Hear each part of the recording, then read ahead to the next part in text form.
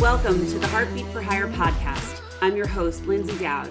My goal is to help train leaders and sales organizations how to manage and deliver results with empathy, compassion, and kindness.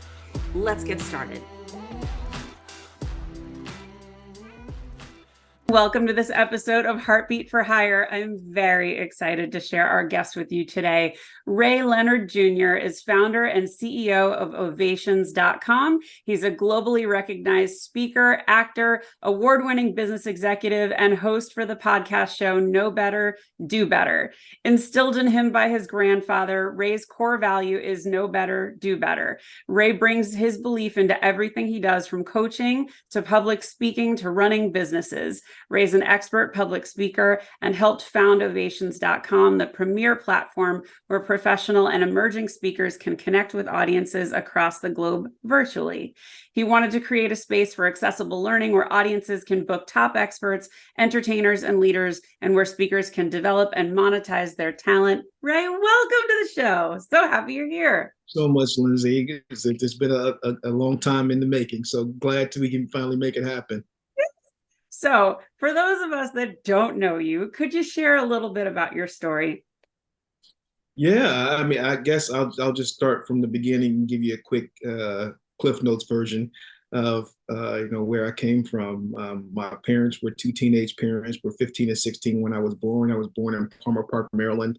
My dad became pretty popular as a boxer and won the 1976 Olympic gold medal. And after that happened, he became world champion, and our lives kind of turned upside down from having nothing to being the, I guess, most sought after family in sports for many, many years. I did a commercial back in 1981 with my father, a 7-Up commercial that became pretty popular. So I couldn't just go to elementary school anymore like I used to and not be noticed.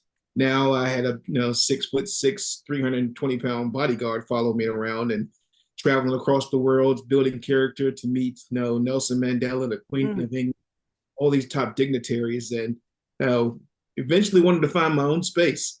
Not just be the son of a time world champion boxer. So I didn't go into boxing. I went to football and track and field and became the first person in my family to go to college. So that was my Olympic gold medal, something that nobody else had done. And, became a sports agent from there and got to the business world and made my own way.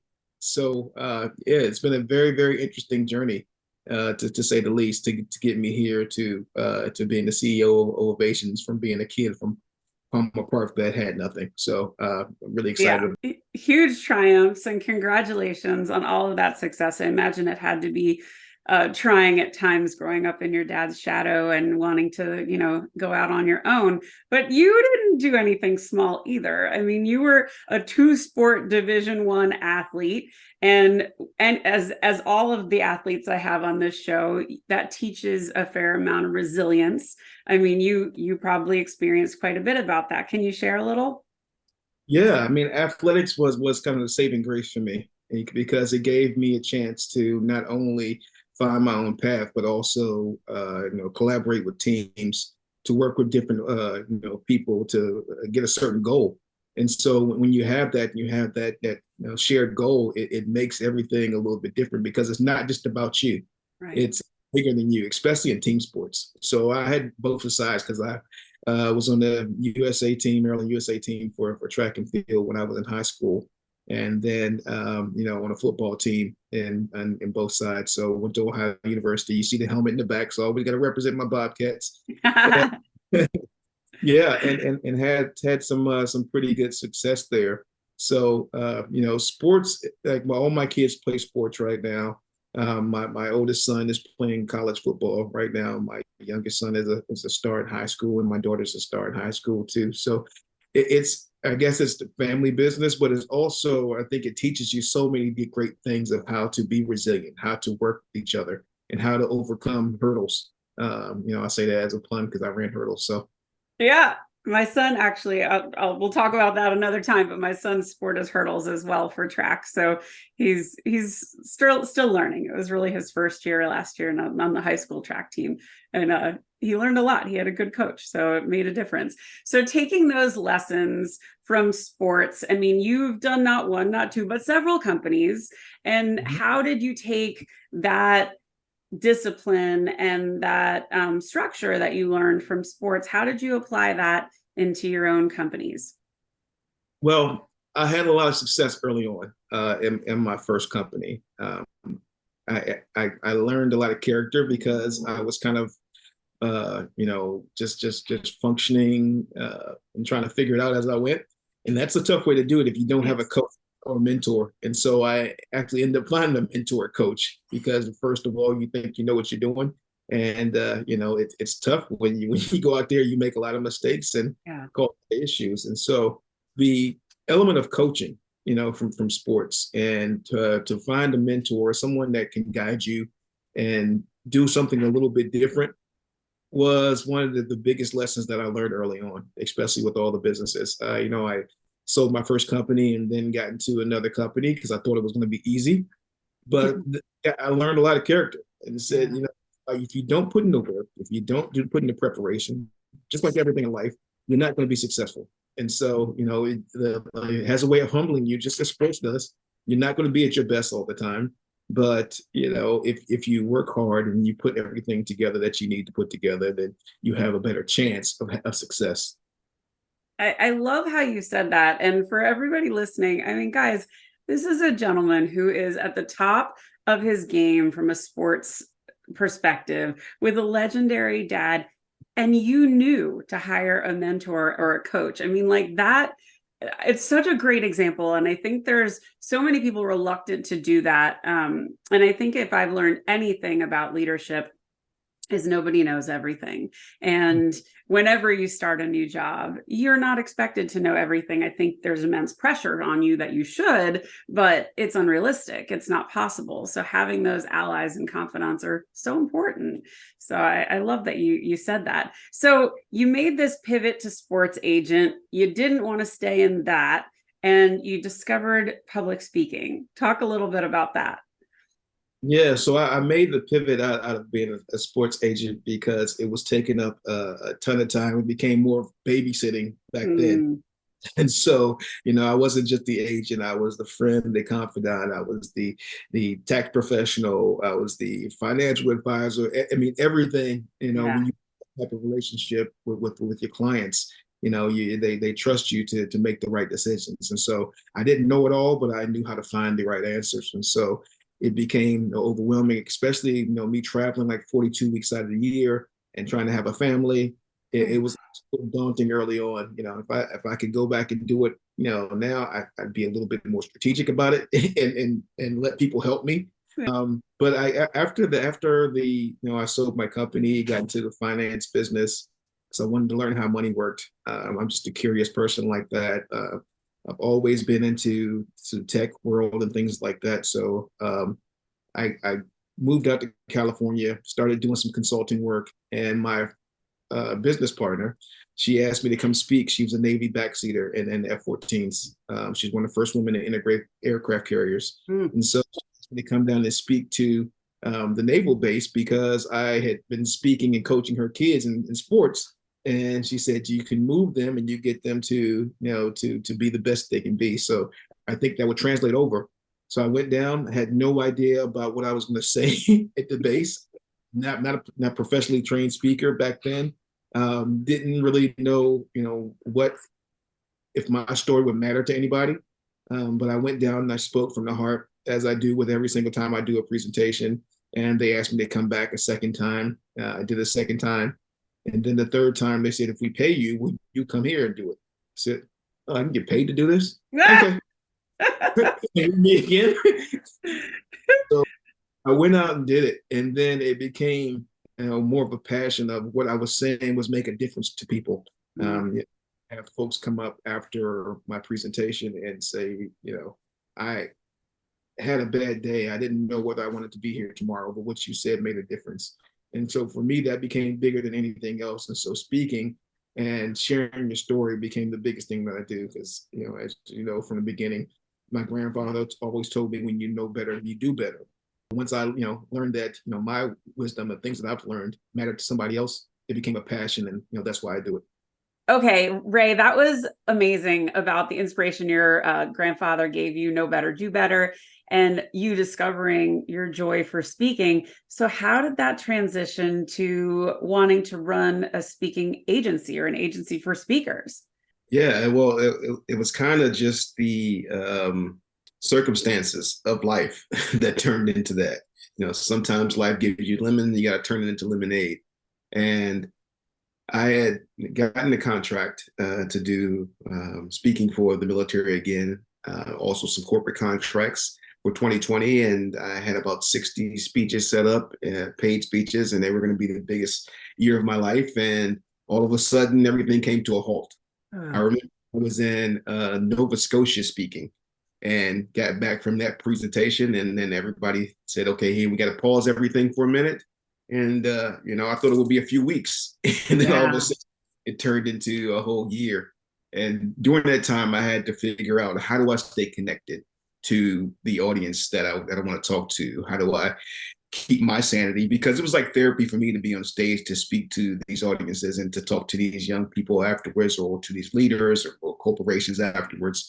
So I started doing the virtual thing, of course, like everybody else, and building a podcast and trying to figure out, how do I stay connected? But it was not the same. And so I looked for opportunities or places where I could go and, still share my story, still be connected with global audiences. But there was nothing out there. Everything was so disjointed in the speaking industry. There's the internet coaching, you never know what you're going to get. Right. And then the space of the speakers bureaus, where there's a whole bunch of conversation with 5 or 6 different people before you get to the right person. So I wanted to build something where you could connect directly with your audiences, for speakers, for coaches, for trainers, to be able to share their stories, to be able to help and train and coach people, but do it directly and control their own intellectual property as well. And so I built the space where it's the go-to space for virtual and hybrid presentations. And everybody that's on the platform is able to control what they control. They control their intellectual property. They're able to charge what they want to charge. There is no middleman. And so you're connected directly to people that want to hire you, and you can do it from the comfort of your home or beach or wherever you want to do it. But you have the opportunity to grow your audience. And it's a community. So Ovationz is allowing everybody to support each other. And it's for speakers, by speakers. And I think we're making some big strides. And I love the way that Ovationz works. I'm one of the speakers on your platform, and I love that you have different increments of time. I mean, as short as 8-minute presentations to 15 minutes to an hour plus, and there's different rates. And I just love that you offer that flexibility. I don't know many speaker agencies or bureaus that actually offer that flexibility. And I think in the world of sound bites and digestible content, it's such a great way to engage with someone. So I just love that you've built that flexibility into it. What helped? You were going to say something. Go for it. Yes. So because the attention spans have changed, right. Because everybody's distracted by something. We've been pulled in so many different ways. We have so many different things that are at our disposal so quickly, with the advent of AI and VR and all these different R's and letters and things that are coming to. You have to be able to be more flexible. And I think one of the biggest things is you have to be able to show what you can do in a shorter period of time. And that's why we have the 8-minute offering, the shorter period offerings, to be able to engage and show, this big company or this big organization, like, this is what I do.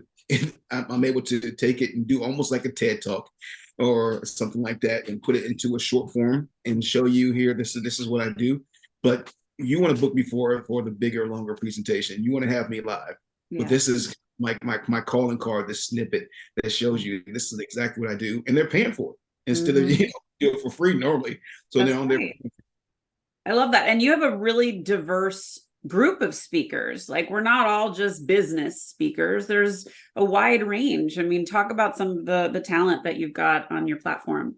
Yes, that's intentional. To have a really diverse group, from neuroscientists to wellness speakers, to people that speak about health and fitness, to people that talk about that, doctors who are talking about the changes in health and about how pharmaceutical medicines is changing.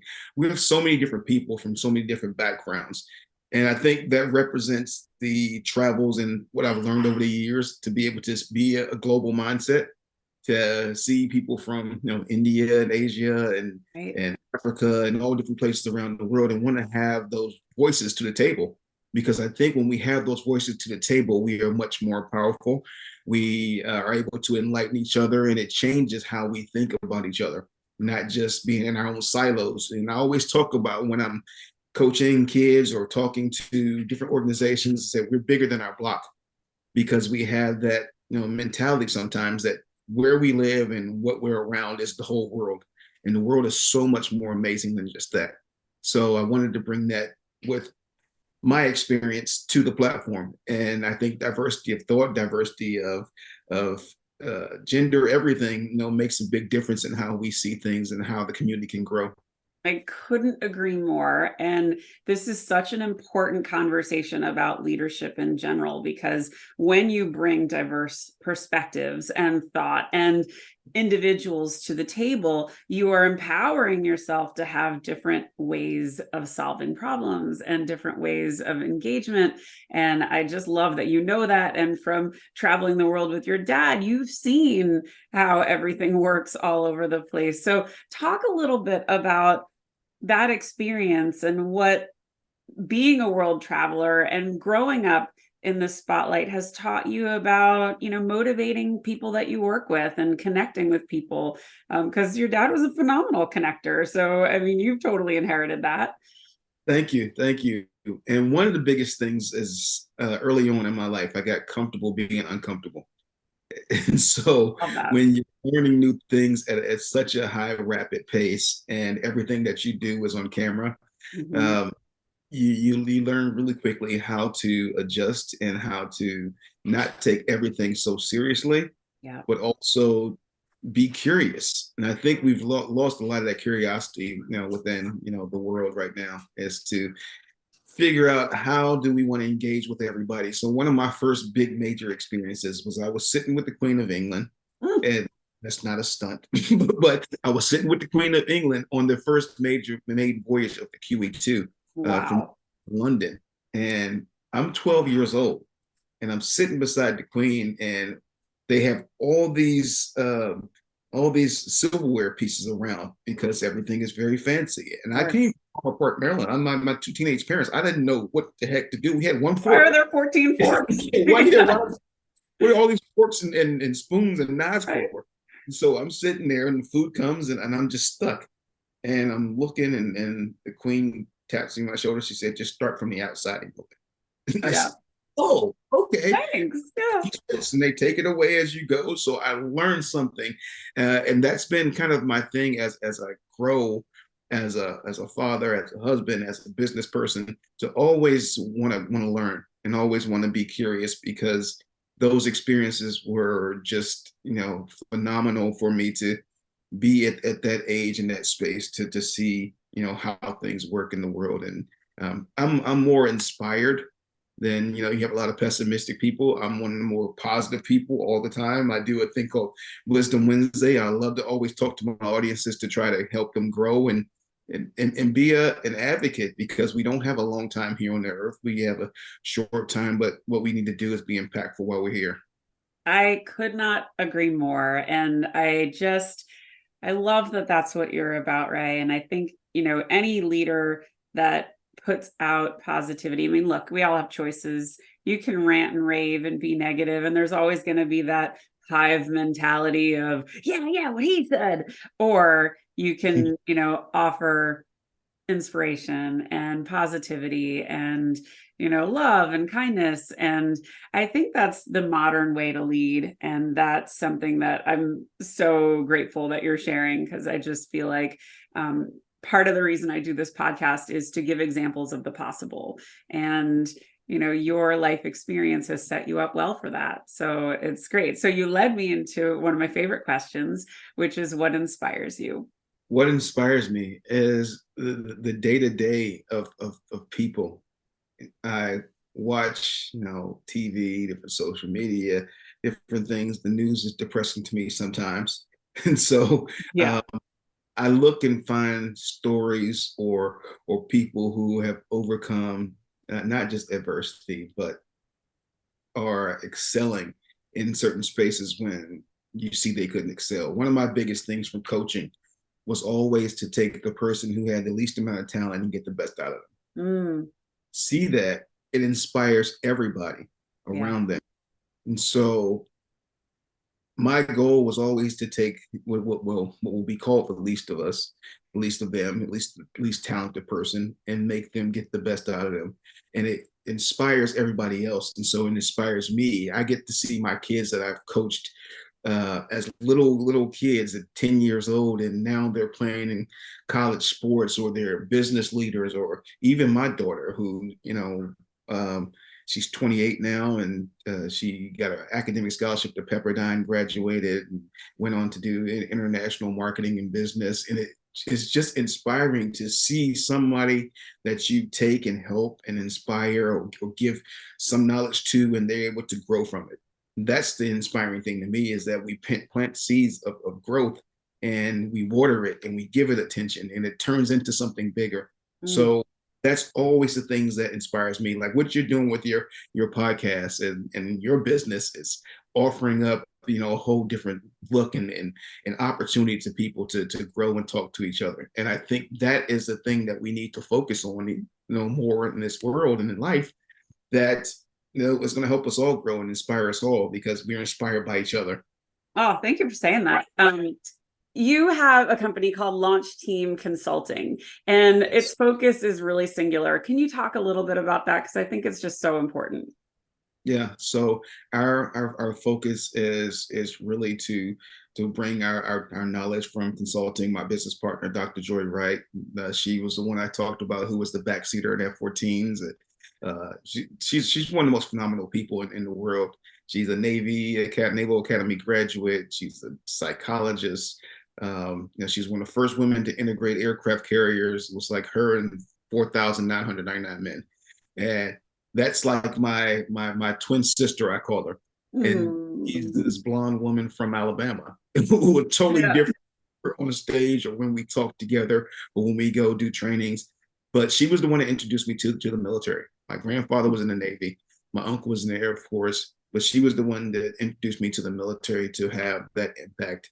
And so she has been phenomenal. So we do government contracting. We do direct training with different organizations, from leadership to diversity to crisis management, any kind of internal issues that go on with our companies. And Dr. Joy and I go in and try to make a change in culture, and make a change in how people are moving through these companies. And we've been 13 years, so another business that I've had a pretty good impact. 13 years in, we're still rolling. So And uh, I love that that company specifically focuses on diversity, culture, teaming, like that and leadership, which are things that are so near and dear to my heart. Did that inspiration come from her experience integrating the aircraft carriers, or just from your collective experience together?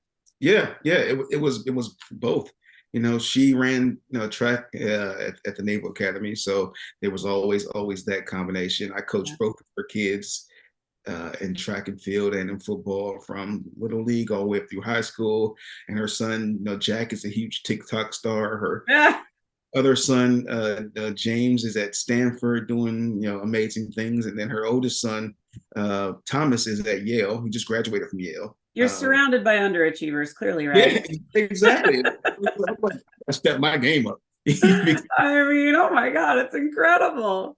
Put yourself around the smartest people. You don't want to be the smartest person in the room. No, I say that all the time. And I just think when you surround yourself with people that have different perspectives and can bring the best out in everyone, you are doing something right. And I always said, I'm not the smartest person here. Let's see what else we've got to try. So to add to that really Yeah. quickly is I thought I was going to be a basketball star too back in the day, and I got to meet Magic Johnson and go to his camp, and he became a mentor for me Mm. years later. And one of the most impactful things that he told me was, "You are the sum of the 5 people that you spend the most time around." And so surround yourself with people who are adding value to you, who are helping you grow or do things that inspire you to want to be better, then you're going to have to step your game up and get to that same space. So Oh my always God. around the right people. That is so powerful. I love how he said that. And I love that you kept that. I think that's absolutely brilliant. And I think in this space where, I don't know about you, but the pandemic gave me this gift of choosing to live a really intentional life. So the decisions that I make about my company and the decisions I make about the people I network with and the people I spend my time with is very, mindful. I'm really picking these people and curating this life of positivity and change and transformation. I think it's really, really cool. So I don't know if you had that same kind of moment, but I mean, everything you're doing is very intentional. Yeah, everything is very intentional. And then on the other side is to give ourselves grace too, because we can get to a point where we're so focused and so locked in that we don't give ourselves grace, and we beat ourselves up to say we need to be at this space at this time. Right. But you are where you are, and this is what you need to accept and figure out, how do I keep growing from that? And so that's one of the things, because I'm really big into mental health. And so, you want to be able to meditate. You want to be able to give yourself an opportunity to have those moments where you're vulnerable, or the moments where you're not winning every time. And that's a part of the positivity cycle of saying, here, okay, I'm going to be down, but this is not permanent.